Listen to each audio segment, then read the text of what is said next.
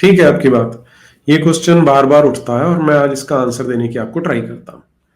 देखिए, अगर आपको इस्लाम का असली चेहरा देखना है तो सबसे उचित जगह क्या होगी, सबसे उचित स्थान क्या होगा? सऊदी अरेबिया में पहुंचिए और मक्का की तरफ जाने वाली सड़क पे उतर जाइए। तो जैसे ही मक्का को आप अप्रोच करेंगे, आपको सड़क पे दिखाई दे जाएगा कि यहाँ पर केवल मुसलमान जा सकते हैं, और जो गैर मुसलमान है उनके लिए अलग से रास्ता बना हुआ है कि उनको वहाँ आसपास एक शहर है ताइफ नाम का और एक जिजान नाम का, कि जो गैर मुसलमान है सबको उस तरफ जाना होता है। लेकिन आम जो हिंदू है, आम जो गैर मुसलमान है, उसे नहीं पता कि इस्लाम वास्तव में किस चीज को रिप्रेजेंट करता है, और ये इतनी बड़ी नीचता वो छुपाते कैसे हैं, और यहां तक स्थिति पहुंचती कैसे है, वो आप जानना चाहते हैं, राइट? और दूसरा, आपने कहा कि अगर मैदान जंग में वो काफिरों को मारने की बात करें तो क्या प्रॉब्लम है? आउट ऑफ कॉन्टेक्स्ट वर्स कोट की जाती है। तो मैं समझ रहा हूं कि आपने डेफिनेटली जाकिर नाइक के वीडियो देखे हैं, और इस तरह का झूठ केवल उसी ने फैलाया है। लोग क्या करते, कुरान मजीद की आयत उठाते, आउट ऑफ कॉन्टेक्स्ट पस मंजर के खिलाफ लिखते। तो उसकी बात करने से पहले मैं क्या करूंगा, मैं आपको एग्जैक्ट कॉन्टेक्स्ट बताता हूं कि ये सिचुएशन यहां तक पहुंचती कैसे है, राइट?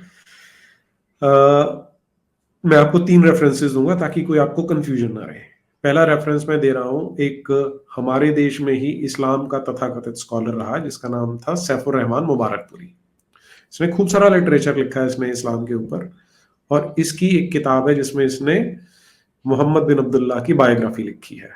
उस बायोग्राफी का नाम है अर रहीक अल मखतूम, और इंग्लिश में उसको द सील्ड नेक्टर कहा जाता है। और ये जो सैफुर रहमान मुबारकपुरी है, ये अपनी इसी किताब में पेज नंबर शायद 180 है या 181 है, मुझे अभी एग्जैक्टली ध्यान नहीं है, सॉरी 280 या 281 है, उसमें वो इस कॉन्टेक्स्ट को बताता है कि जो 9वां चैप्टर है वो किस कॉन्टेक्स्ट में आता है, और स्पेशली उसकी जो पहली 39 वर्सेस है उनका कॉन्टेक्स्ट क्या है। तो ये जो 9वीं सूरा है, 9वां चैप्टर है, उसका नाम है सूरा तौबा, और दूसरा नाम है सूरा बरा। बरा अरबी भाषा का शब्द है जिसका अर्थ होता है छुटकारा। इंग्लिश में इसे डिस्चार्ज कहते हैं या रिलीज कहते हैं। वो क्यों कहते हैं? क्योंकि अभी तक क्या हुआ था, जब ये सूरा सो कॉल्ड उतरती है इस गॉड से, जो अल्लाह नाम का गॉड है उससे जब उतरती है, उस समय तक मोहम्मद ने पिछले 9 वर्षों में मक्का और उसके आसपास जितने कबीले थे सबको लूट के, सबको मार के, लोगों के कत्ल करके, महिलाओं के बलात्कार करके, महिलाओं और बच्चों को मंडियों में बेचना शुरू कर दिया था, और पूरे एरिया में उसकी दहशत थी। लास्ट शहर जिसने हार मानी थी मोहम्मद और इसके गुंडों के सामने, वो था ताइफ नाम का शहर, जो मैंने अभी बताया ना कि उस तरफ मुड़ने के लिए इशारा किया जाता है गैर मुसलमानों को। पूरा कब्जा हो चुका था। अब मोहम्मद रह रहा था मदीना में, और उस साल इसने जो इसका दोस्त था अबू बकर अस-सिद्दीक, उसे भेजा था हज करने के लिए मक्का में। आप नहीं गया था क्योंकि अभी उसे लगता था कि वहां पूरे का पूरा इस्लामिक साम्राज्य स्थापित नहीं हुआ है। तो पहली चीज, पूरा शांति का समय है, कोई जंग नहीं चल रही, कोई युद्ध नहीं छिड़ा हुआ। अबू बकर जब चलता है, अब ये आप ध्यान रखिए कि 400 किलोमीटर से ज्यादा की दूरी है जो ऊंटों पर तय हो रही है, कई दिन लगते थे। तो अबू बकर जा चुका है। बाद में अब ये जो अल्लाह नाम का गॉड है ये और आयतें उतारता है, और उन आयतों को डिस्चार्ज या छुटकारा कहा जाता है, वो मोहम्मद के ऊपर उतरती है। तो अब अली इसके पास है, जो इसका दामाद भी है, इसका कजन भाई भी है। तो उसे बोलता है कि अल्लाह की ये जो आयतें अब आई हैं लेटेस्ट, ये तुम जाके वहां पर मक्का में अनाउंस करना, काबा में जाके। तो अली चल पड़ता है, और अली को बताया जाता है कि अबू बकर को अप्रोच करो, तो उसे ओवरटेक नहीं करना, उसके साथ जाके मिल जाना है। अब ये फिर उसको एक्सप्लेनेशन देता है कि जब वो वहां जाकर मिलता है उससे, तो अबू बकर हैरान होता है कि ये क्यों आया है। तो उससे पूछता है कि तुम्हें क्या ये जो मुसलमान जा रहे हैं वहां पर हज करने के लिए, उनको लीड करने के लिए भेजा, उनको कमांड करने के लिए भेजा या कुछ और काम है? तो अली उसको बताता है, नहीं नहीं, मुझे तो एक मैसेज देना है, मेरा वही काम है। दोनों अब इकट्ठे चलते हैं। ध्यान रखिए पूरा सर्कमस्टांसेस क्या है कि कोई युद्ध नहीं चल रहा। जाते हैं वहां पर। हज एक बड़ा प्रोलॉन्ग्ड प्रोसेस है और ये इस्लाम के पहले से चला रहा है, इस्लाम की देन नहीं है। अपना वो जितना हज के फॉर्मेलिटीज होती हैं, जो रिचुअल्स हैं, वो पूरे करते हैं। और कोई भी जाता है तो उसे 5 दिन स्पेसिफिक होते हैं जिसमें वो नहाते हैं, अपने सर मुंडवाते हैं, सफेद कपड़ा पहनते हैं। हाँ, अब सफेद कपड़ा पहनते हैं। उस समय वस्त्रहीन होकर वहां काबा के चक्कर लगाए जाते थे। ठीक, तो अली वहां पहुंचता है, ये सारे का सारा प्रोसेस वहां पे जाके करते हैं। ये फिर से आप याद रखना कि उस समय काबा में जो हज कर रहे थे मैक्सिमम गैर मुसलमान थे, जो मुशरिक या मूर्ति पूजा करने वाले लोग थे। और उनके साथ ये मुसलमान 300 मुसलमान, इनके साथ अबू बकर, इनके साथ अली वहां जाके ये सारा प्रोसेस करते हैं। कोई लड़ाई नहीं होती। और क्योंकि ये कमांड में है, ये वहां पर कब्जा किया, बाकी तो डरे हुए सब इनसे, तो अब अली उस जगह पे खड़ा होके जहां पर के ये पत्थर मारने होते हैं इनको, वहां खड़ा होके वो फिर ये जो 39 आयतें हैं वो अनाउंस करता है। और इन 39 आयतों में क्या अनाउंस करता है वो सैफुर रहमान मुबारकपुरी ने डिटेल में बताया है कि वहां जाके उनको बोलता है कि अब तुम केवल, तुम्हारे पास 4 महीने हैं, 4 महीने तक तुम गैर मुसलमान रह सकते हो। उसके बाद हम तुम्हें कन्वर्ट करेंगे या तुम्हें मार सकते हैं, क्योंकि अल्लाह ने हमें बेजार कर दिया, हमें छुटकारा दे दिया है तुम सबसे। अब कॉन्टेक्स्ट आपको समझ में आ गया। इस कॉन्टेक्स्ट में ये 39 आयतें उतर के आती हैं जिन्हें रिलीज कहा जाता है या बरा कहा जाता है। दूसरा रेफरेंस मैं आपको दे रहा हूं, विलियम मोयर हुए हैं एक स्कॉलर, उनकी किताब है द लाइफ ऑफ मोहम्मद, यानी मोहम्मद की बायोग्राफी। उन्होंने भी इसी प्रोसेस को एक्सप्लेन किया है। अब वो क्या बता रहे हैं कि जब इन्होंने ताइफ पर हमला करके, मोहम्मद का साथी था मुगीरा और अबू सुफियान, ये दोनों गए ताइफ में। वहां पर इन्होंने जो ताइफ की मूर्ति थी अल्लात नाम की देवी की, उसको तोड़ दिया। वहां जो गैर मुसलमान थे ताइफ में, वो इनसे भीख मांगते रहे कि मत तोड़ो, लेकिन उसे तोड़ा गया। और अब मोहम्मद ने अपने लोगों को भेजा कि तुम हज यात्रा पे जा सकते हो। तो जो मैं अभी एक्सप्लेन कर चुका हूं कि अबू बकर अपने साथियों के साथ निकला और ये 300 लोग थे।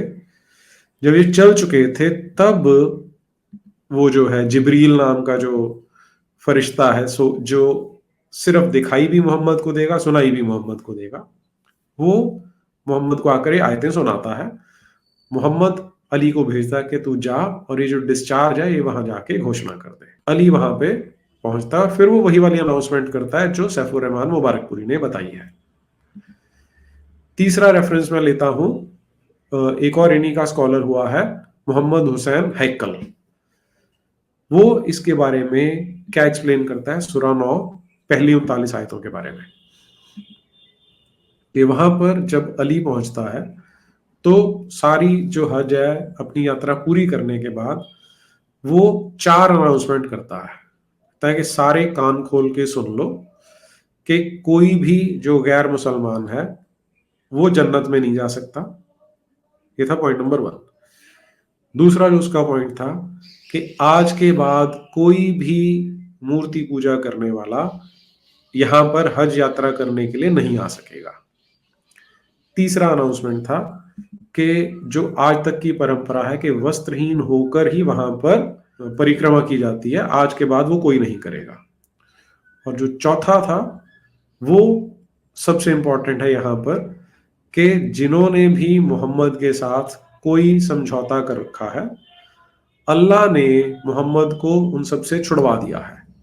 और जो तुम्हारे समझौते जिनके बचे हुए हैं, जब तक उनकी ड्यूरेशन पूरी नहीं हो जाती, जैसे मान लीजिए किसी के साथ समझौता किया था 3 साल का, अब उसका 1 साल बच गया, तो तुम्हारे साथ वो समझौता सिर्फ इस 1 साल के लिए रहेगा, उसे रिन्यू नहीं किया जाएगा, जो कि जनरली नहीं होता।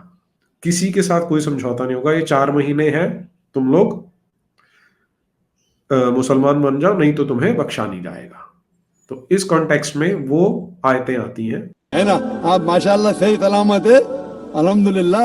आपको किसने मारा काटा? मैं जानना चाह रहा हूँ कि ऐसा ऐसा कहीं है लिखा हुआ है या नहीं? Very good. ये क्या होता है कि जो लोग इस्लाम के खिलाफ किताबें लिखते हैं, मिसाल के तौर पे अरुण शौरी का नाम सुने? अरुण शौरी जो मिनिस्टर था चंद साल पहले, बहुत किताब लिखता है इस्लाम के खिलाफ, बहुत मशहूर है इस्लाम के खिलाफ। लोग क्या करते, कुरान मजीद की आयत उठाते, आउट ऑफ कॉन्टेक्स्ट, पस मंजर के खिलाफ लिखते, और एक आयत जो बहुत इस्लाम के क्रिटिक उछालते, वो सूरह तौबा की आयत, सूरा नंबर 9 आयत नंबर 5, और लिखते हैं कि कुरान में लिखा है जहां भी आप काफिर को पाएंगे, इनटू ब्रैकेट्स हिंदू, आप उनका कत्ल करो। आप अगर कुरान मजीद खोलेंगे, तर्जुमा पढ़ेंगे, तो उसमें लिखा है जहां भी आप काफिर को पाएंगे कत्ल करो, लिखा है। लेकिन ये आउट ऑफ कॉन्टेक्स्ट है, पस मंजर के खिलाफ है। पस मंजर जानने के लिए आपको आयत नंबर पहले से पढ़ना पड़ेगा। सूरह तौबा सूरा नंबर 9 आयत नंबर 1 से पढ़ेंगे। वहां लिखा हुआ है कि मुस्लिम और मुशरिक मक्का के, उनके बीच में एक पीस ट्रीटी थी, एक सुलह थी। ये पीस ट्रीटी, ये सुलह एक तरफा मुशरिकों ने तोड़ दिया मक्का। अब ये है इनकी मक्कारी। हम इसको पहली आयत से ही देखेंगे, जो ये कह रहा है कि उनके बीच में एक ट्रीटी थी जिसे मुशरिकों ने वन साइडेडली एक तरफा तोड़ दिया। ये लिखा है आयत में। तो हम इसको चेक कर लेते हैं। 9वें चैप्टर की जो पहली आयत है वो क्या कहती है?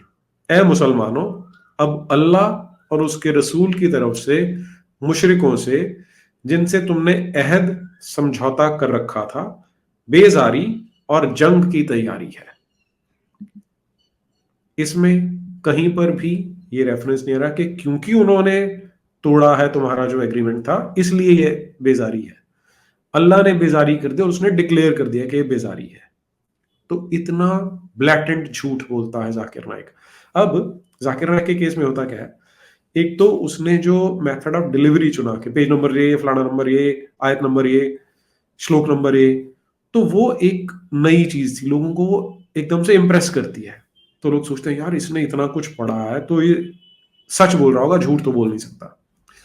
इसी को एनकैश किया जाता है, जबकि वो अपनी आयतों के बारे में भी झूठ बोलता है और जो बाकी ग्रंथ है उनके बारे में भी बहुत सारे झूठ बोलता है।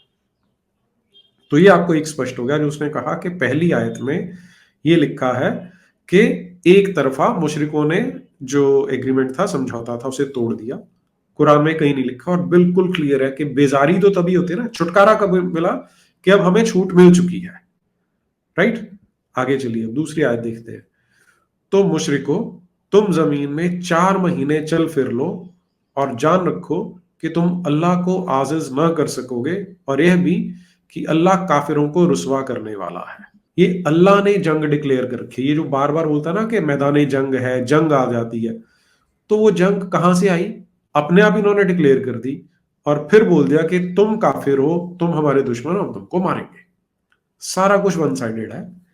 पर अब क्योंकि इनका शासन नहीं है, जब तो इनका शासन था तो पूरी बेशर्मी से सारी चीजें एक्सेप्ट करते थे कि हाँ लिखा है हमारे यहाँ। अब इनको जाकिर नाइक जैसे मक्कारों की सहायता लेनी पड़ती है कि झूठ फैलाओ कि नहीं भाई वो तो मैदान जंग था, मैदान जंग में ये बात हो रही है। जो आपने क्वेश्चन पूछा मुझसे, यही वीडियो देखा था ना आपने? हाँ, वो मैं समझ गया था कि आप इसीलिए ये सवाल पूछ रहे हो। तो आपको मैंने पहले सारी बैकग्राउंड बता दी। अब ये आयतें भी आप चेक कर लो। अब आते हैं तीसरी आयत के ऊपर। और हज अकबर के दिन अल्लाह और उसके रसूल की तरफ से लोगों को आगाह किया जाता है कि अल्लाह मुशरिकों से बेजार है और उसका रसूल भी उनसे दस्तबरदार है।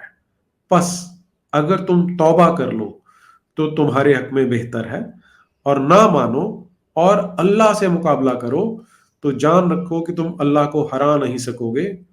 और ए पैगंबर, काफिरों को दुख देने वाले अजाब की खबर सुना दो। ये सारे का सारा एब्सोल्युटली वन साइडेड अटैक है, एग्रेशन है। और ये सारा कर कौन रहा है? कर तो मोहम्मद रहा है, लेकिन वो जैसे वेंट्रोकुलिस्ट होते थे ना कि यहां पर एक गुड्डा पकड़ा होता है और ऐसा लगता है कि वो बोल रहा है, तो बोल कहने को अल्लाह बोल रहा है, लेकिन वो मोहम्मद ने क्योंकि अब सुप्रीमेसी गेन कर ली थी तो अब उसने डिक्लेयर कर दिया कि हम कोई समझौता नहीं मानते, अल्लाह भी तुमसे बेजार है, तुम जन्नत में नहीं जाओगे, तुम लोगों को मारेंगे। चौथी आयत पे चलिए। अलबत्ता जिन मुशरिकों के साथ तुमने अहद किया हो और उन्होंने तुम्हारा किसी तरह का कसूर ना किया हो और ना तुम्हारे मुकाबले में किसी की मदद की हो, तो जिस मुद्दत तक उनके साथ अहद किया हो उसे पूरा करो कि अल्लाह परहेजगारों को दोस्त रखता है। तो केवल इतना सा लीवे दिया है, इतना सा बचाया कि जो अब टाइम बचा हुआ है तुम्हारे एग्रीमेंट का, क्योंकि तुमने हमें धोखा नहीं दिया, तुमने हमसे जंग नहीं की, तो हम तुम्हें उतना टाइम दे रहे हैं। अब तुम्हें मुसलमान बनना है, क्योंकि हमारा ये जो माइटी गॉड बैठा है उसने तुमसे बेजारी डिक्लेयर कर दी है। जनरली क्या होता है कि कभी भी आप कोएग्जिस्टेंस की बात करते हैं कि आज साथ साथ जीवित रहना चाहते हैं, तो जब एग्रीमेंट होते हैं तो उसमें होता है कि हम दोबारा बैठेंगे और इसको रिन्यू करेंगे। हम बोल रहे हैं कि रिन्यूअल वाली कोई ऑप्शन है ही नहीं, अब तो एक ही ऑप्शन है कि हम सिर्फ इसको तब तक हम तुम्हें झेलेंगे, उसके बाद तुम्हें मार देंगे। इस कॉन्टेक्स्ट में फिर 5वीं आयत आती है, जब इज्जत के महीने गुजर जाएं तो मुशरिकों को जहां पाओ कत्ल कर दो और पकड़ लो और घेर लो और हर घात की जगह पर उनकी ताक में बैठे रहो। फिर अगर वो तौबा कर लें और नमाज पढ़ने और ज़कात देने लगे तो उनकी राह छोड़ दो, बेशक अल्लाह बख्शने वाला मेहरबान है। तो यहां जंग क्या है? इस इमेजिनरी गॉड के लिए है कि उसको सेटिस्फाई करना है। अगर वो कुरान सुन लेते हैं, ज़कात देने लग जाते हैं, कलमा पढ़ लेते हैं, तौबा कर लेते हैं कि हम तौबा करते हैं कि हम कुफ्र नहीं करेंगे, हम दीनदार हो गए, तब उन्हें बख्शा जा सकता है। अच्छा, अब इसके बाद ये जाकिर नाइक और क्या नौटंकी करता है कि जो छठी आयत है फिर उसके बारे में बात करता है। छठी आयत क्या बोलती है? और अगर कोई मुशरिक तुमसे पनाह चाहता हो तो उसको पनाह दो, यहां तक कि अल्लाह का कलाम सुनने लगे, फिर उसको अमन की जगह वापस पहुंचा दो, इसलिए कि ये बेखबर लोग हैं। तो ये बेखबर लोग हैं, यानी ये तो बेवकूफ लोग हैं। अगर तुमसे कोई पनाह मांगता है तो वो अल्लाह का कलाम सुने, फिर उसको तुम अमन की जगह पहुंचाओ कि तुम, अगर वो मुसलमान हो जाता है, वो एक ही कंडीशन है उसे छोड़ने की, कोई और कंडीशन नहीं बचती है। ठीक, ये जो आप कह रहे हैं ना, ये मैंने बहुत पहले से इसको एनालाइज किया था और इस एक अकेले वीडियो में इसने 15 झूठ बोले हैं। 15। एक तो आपको किसी मुसलमान ने मारा या काटा, अबे गधे मार दिया होता तो सवाल पूछने के लिए बचता था क्या? ये वैसे ही है कि आप जंगल में किसी हिरण से या किसी गाय से पूछें कि भेड़िया या कुत्ता है, उसने तुम्हें खाया क्या? वो बता रहा है भाई मेरे साथियों को, मेरे पूर्वजों को किया था, तुझे तो नहीं किया। दूसरा कि आउट ऑफ कॉन्टेक्स्ट कोट करते हैं, इसलिए मैंने आपको कॉन्टेक्स्ट बता दिया। वो कहता है कि जो फर्स्ट आयत है उसमें मुशरिकों ने एक तरफा संधि तोड़ दी, वो झूठ बोलता है, नहीं किया ऐसा। फिर उसने बोला कि अल्लाह कह रहा है 5वीं आयत में, सुधर जाओ नहीं तो ऐलान जंग है। कि हम तुम्हें 4 महीने का वक्त देते हैं, 4 महीने की मोहलत, आप सुधर जाओ वरना ऐलान जंग। तो उसने कहीं सुधरने की बात ही नहीं की और ऐलान जंग वन साइडेड है। और फिर ये कहता है कि जंग का मैदान है, जबकि जंग तो कोई है नहीं, उन्होंने अपने आप क्रिएट कर रखी है। और यही मैं बार बार स्ट्रेस करता हूं कि आप चाहें या ना चाहें, वो आपको मारने काटने आने वाले हैं, उनकी किताब में लिखा है। तो जंग उन्होंने डिक्लेयर कर दी है, तो इसलिए उनके लिए तो सारे का सारा दरुल हर्ब है, जंग का मैदान है, वो आपको मारने आने वाले हैं। अब आप अगर, वो कहते हैं ना कि शुतुरमुर्ग की तरह अपनी गर्दन जो तुमने मिट्टी में धसा रखी है ना, उसे बाहर निकालो और देखो, तो वो देखना आपके लिए आवश्यक है। अच्छा, अब फिर इसी में बोलता है कि ये जंगे मैदान की आयत है, जो 5वीं आयत है, वो फिर से झूठ है, क्योंकि मैंने पूरा कॉन्टेक्स्ट दिया आपको कि वो वहां हज यात्रा करने जाते हैं, सब पीसफुली कर रहे हैं, वहां पे वन साइडेड डिक्लेयर कर देते हैं। I hope that answers your question brother. ऐसे ही एंड करता है ना।